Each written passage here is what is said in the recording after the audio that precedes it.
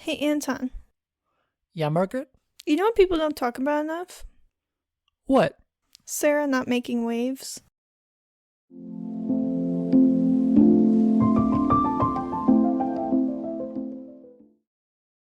Welcome to People Don't Talk About Young Royals. I'm Margaret. My pronouns are they, them. And I'm Anton. My pronouns are he, they. And we're people here to discuss the show our friends are sick of hearing us talk about. If that sounds like you, stick around. If your friend sent you this podcast out of a desperate attempt to get you to watch Young Royals, take this as a sign.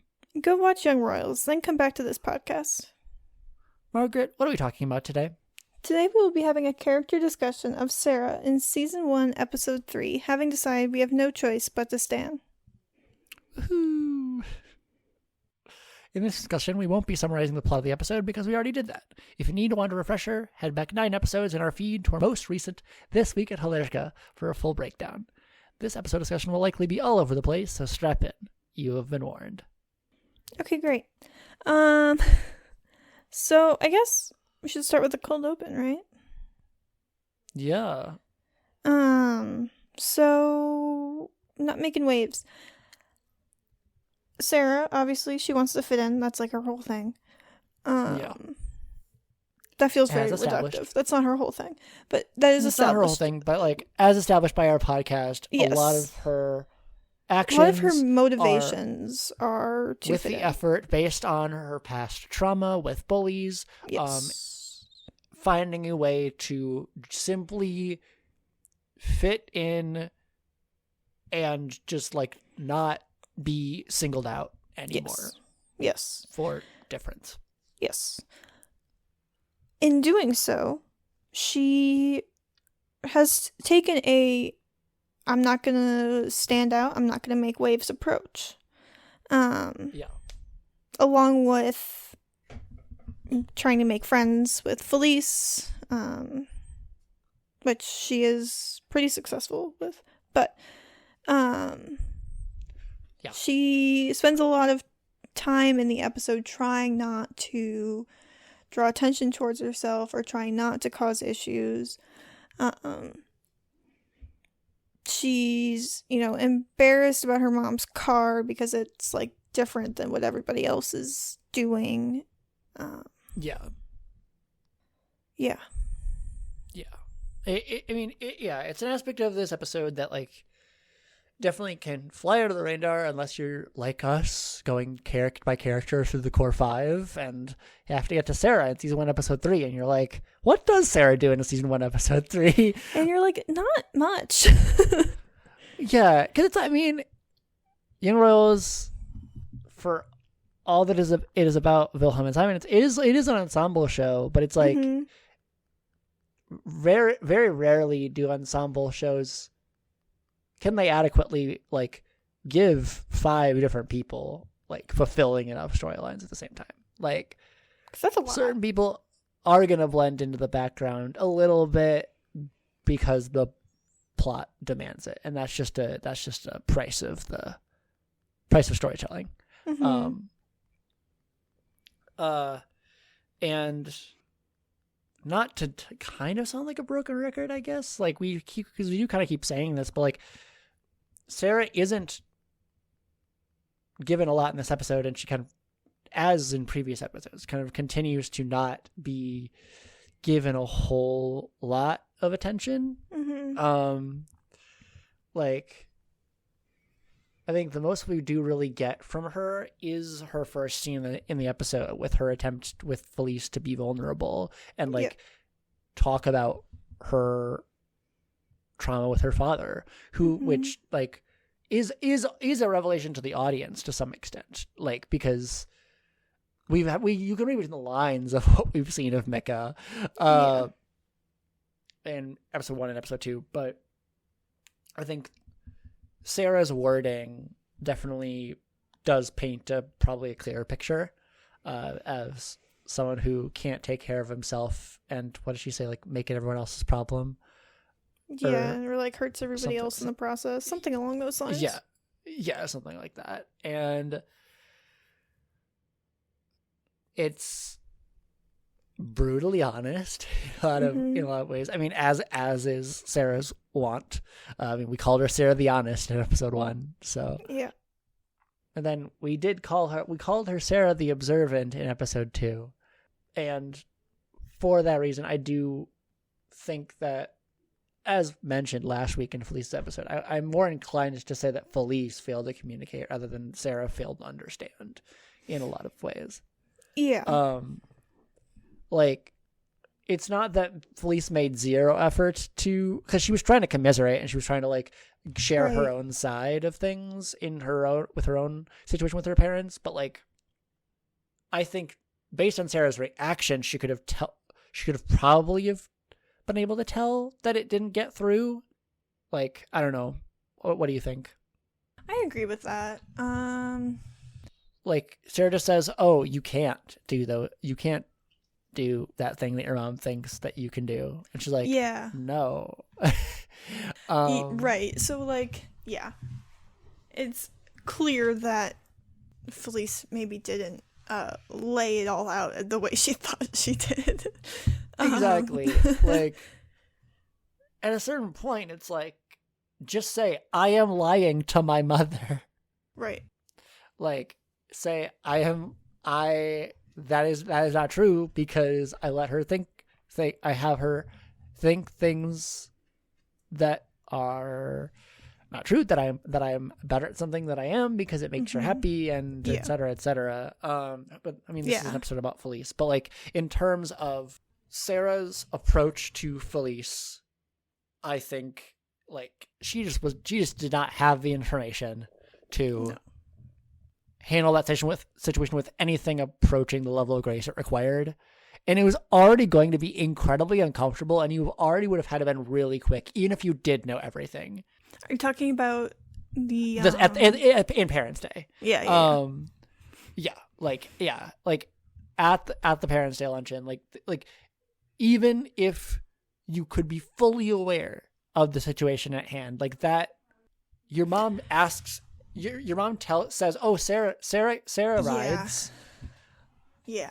And from that point, you are set up to just like so many more other things could have gone wrong, even if you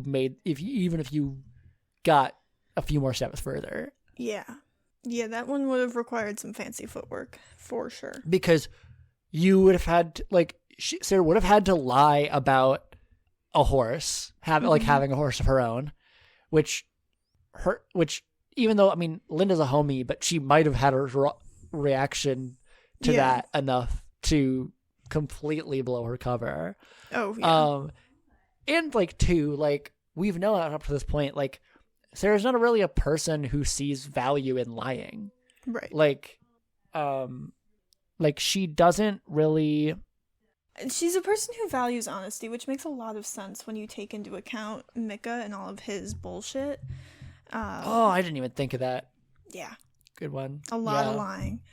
So, and no secrets between us, I think, is what she says to Simon at the, close to the end of the episode. Yeah, we agreed no secrets between us. Like, she is definitely a person who places value in trust and following through, I guess.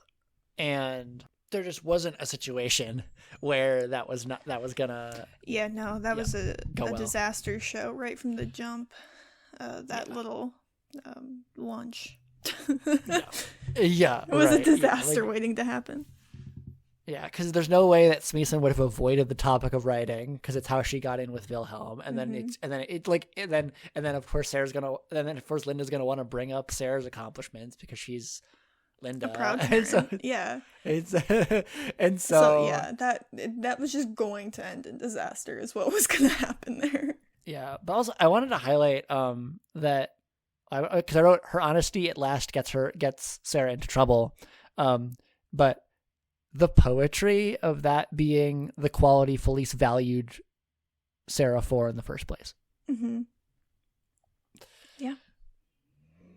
Like, I don't know. That got me, and has always kind of got me. Is that the thing that really starts like kind of placing it. The first thing that really places a strain between Felice and Sara is that Sara was too honest.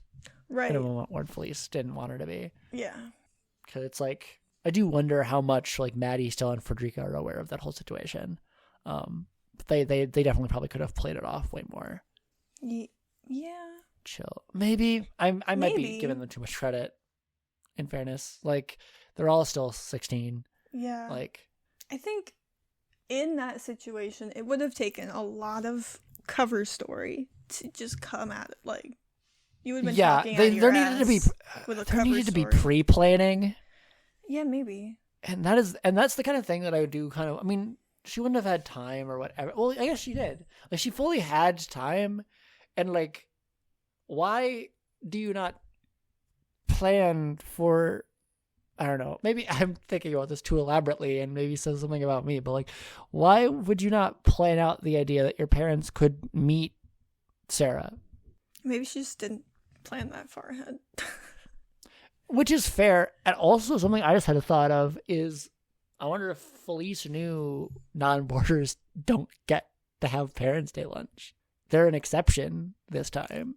Oh, that's true. Maybe. Like, I don't know if she expected, like, as much as like they have started becoming friends, I don't know if she expected Sara at Parents' Day, in fairness. Mm-hmm. Yeah. Oh, wait, no, they talk about them coming, I guess. Oh, that is true. Shit, you're right. Take that back. There's no, I can't. No, yeah. Then I'm still mad. Well, not mad, but like I'm still disappointed that you didn't think this far ahead. Like, okay, but like she's 16. I exactly. I don't get it. And like, if she didn't have the like, not, I don't want to say fortitude, but like if she wasn't ready to be vulnerable enough to lay it all out there, like, I lie to my parents. Yeah. I can't imagine she'd be down to be like, I lie to my parents. I need you to lie to them too. Yeah.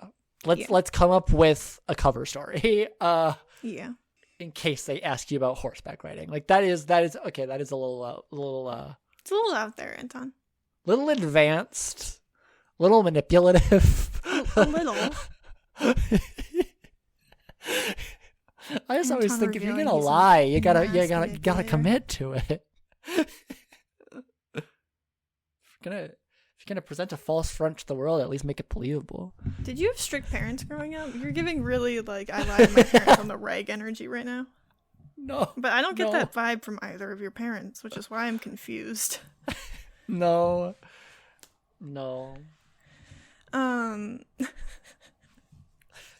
Anyways, this is the Sara episode, not the Felice episode. No, we just recorded the Felice episode. As stated last week, I did have Life 360 friends. So that is true. Anyways, I think all this goes to say that like there's literally nothing worth holding any sort of grudge at Sara over. No. And there's nothing like really that like I could even call questionable, because it's like, yes, was it an oopsie, as you say in your notes, and I stole for last week too. Like, yes, but it was the truth. So it was it's like, how you can't. It's just the way it is, and it's like she did immediately realize, like, I mean, especially with Simon being like, you don't always have to.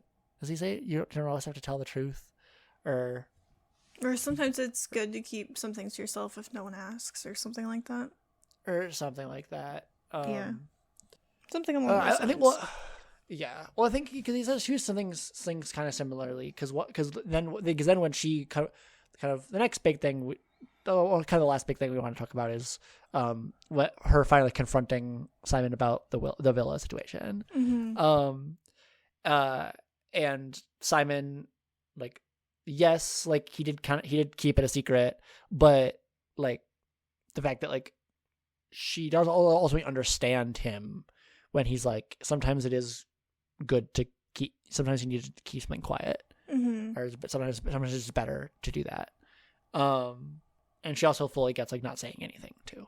Like, really, I just want to say, like, there's nothing in this episode worth holding a grudge over. And on top of that, she's just an accepting and supportive sister. Like, that her reaction to the whole thing is kind of a big hug in that scene. Yeah. To, I would argue, practically any queer person, because it's just someone who is just treating it with just this radical level of normalcy of being like, yeah, my brother is starting to have this thing with another guy, and it's something I'm just gonna tease him about and like be just a little sister about. Well, no, a big sister about. The big sister vibes. I agree. Yeah, because it is. I think it's like Sarah and Simon are interesting because it's like they're both.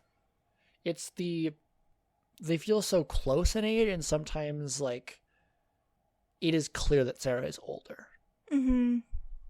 I mean, and then there are also certain points where it's clear that like Simon might have had to feel like he was older. Yeah. Like it's very complex, but I think in this moment, like you can be in the fact that like she's annoyed that it was a kept a secret, but she gets over that real quickly. Like, yeah, she's like, okay, yeah, I get it. Yeah, that is true. Like, because I think really at the end of the day, if I were Simon, it would be like this isn't entirely mine to tell people. Right. Because it's not. It's not. To be honest. That sounded really Midwestern. I mean, born and raised, buddy. I know, but like I said it, so it was fair. I've been in this state too long. I don't know if there's much more to say about Sarah. Like as I don't have stated, much more to say. Yeah, I think I'll say in the end, Sarah continues at every turn to try and not make waves. She has a setback in her search for a community at Hillerska, but was not given the proper information to navigate the situation in the ideal way. And as we stated, the ideal way would have been pretty fucking difficult, I think, to come up with that with everyone unscathed. All the while, she remains perceptive of the life of her brother. She pays attention, cares about him, and acts like a good sister would with finding out that your brother is potentially getting into a relationship. Mm-hmm. Like, it's no complaints. Yep. Just it's pretty. I mean, it's like she's trying not to make waves, and she really succeeds. isn't for the most part. She's knocking it out of the park. Yeah, and I don't really know what you call that. By that I mean I don't know what to call this episode.